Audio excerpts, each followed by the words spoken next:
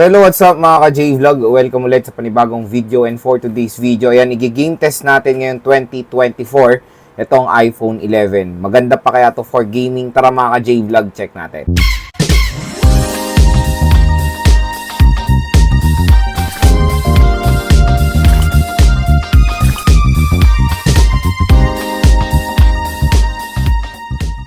So mga ka-J-Vlog, ngayon 2024, i-game test ngayon natin itong iPhone 11. So quick specs lang, itong smartphone na to ay powered ng Apple A13 Bionic chip. Na-release to noong year 2019. So 5 years na itong smartphone na to at meron tayong 4 na games na itetest sa mga modern games today. Tulad na lang ng ML, COD, Genshin, and Farlight 84. So tingnan natin kung maganda pa ba ang performance after 5 years ng iPhone 11. So first, lalaruin natin ni ML at ito ating settings. So maganda dito, naka-optimize na tong chipset na to sa ML dahil available na lahat ng matataas na settings. Refresh rate ultra, graphics ultra, HD mode naka-on, outline naka-on, shadow naka-on, at naka-full download na resources dito.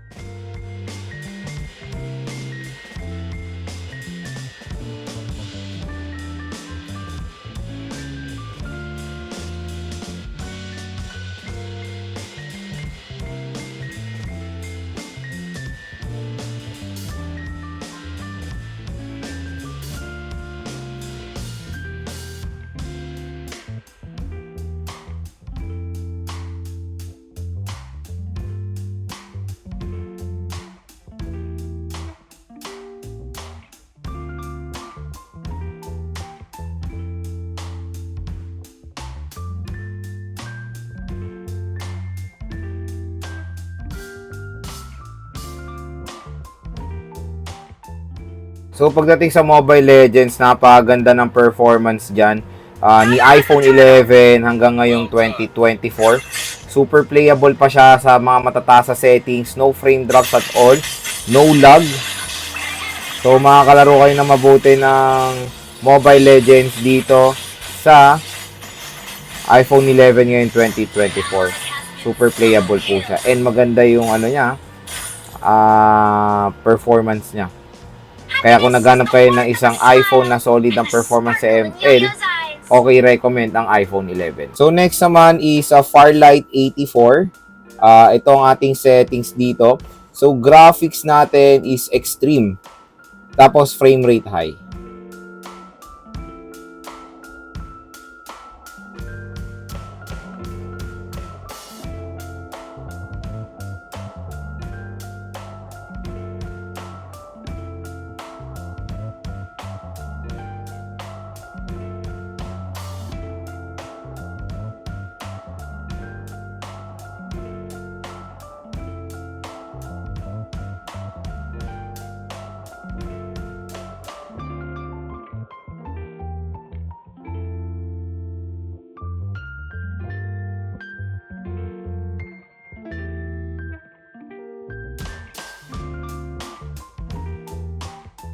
So nakakatuwa, pati Farlight 84 ay napakaganda ng performance dyan ni iPhone 11.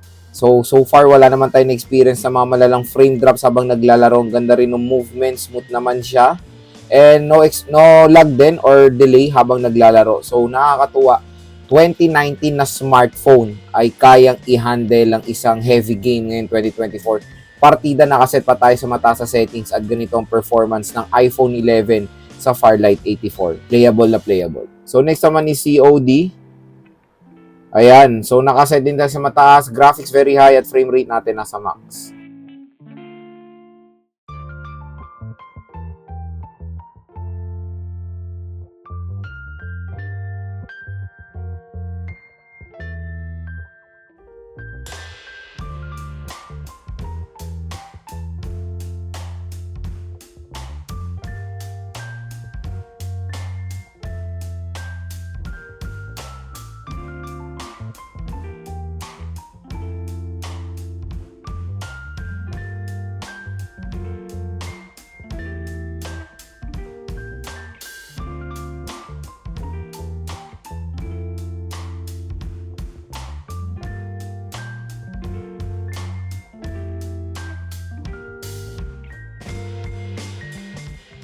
So yun mga ka-J-Vlog, pagdating sa COD Battle Royale, Grabe, ang ganda rin ng performance, smooth din.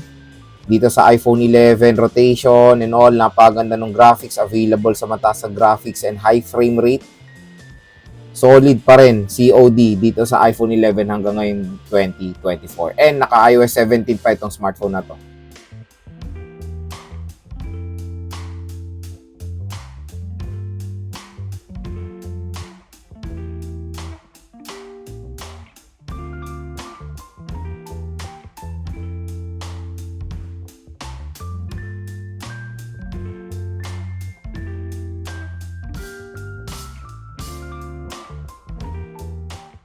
So pagdating sa COD multiplayer ay okay din ang performance dyan ni iPhone 11. Super smooth din siya sa mataas sa settings. Ganda ng movement kahit na may kalaban ay wala namang any problems tayo na experience dito sa smartphone na to. So overall, Battle Royale and multiplayer ay playable dito sa iPhone 11 ngayong 2024. So, next is Genshin Impact. Ngayon, set muna natin siya sa pinakamataas sa settings. Tingnan natin kung ano ang performance sa mataas sa settings. So, 60 FPS. Yung motion blur, low lang natin. So, yan.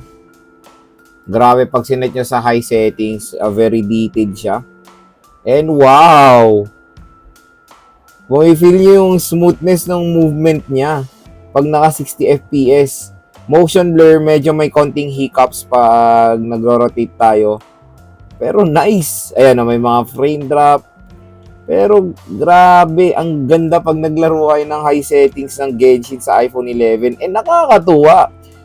5 years na tong smartphone na to, pero ganito pa rin ang performance sa Genshin na isang napakabigat na laro na yung mga ibang Android smartphone ay nahihirapan tong i-play lalo na sa ganitong ka-smooth na movement. May mga hiccups pero bumabalik din naman sa magandang movement. Pero syempre ito mga ka-J-Vlog ang magiging kalaban nyo dito pag nakaset sa high settings ng matagal. Pag nag-overheat na yung iPhone 11 nyo, ayan, may experience na kayong hiccups and slow movement. Ayan meron na tayong mga slow movement na experience. Ayan.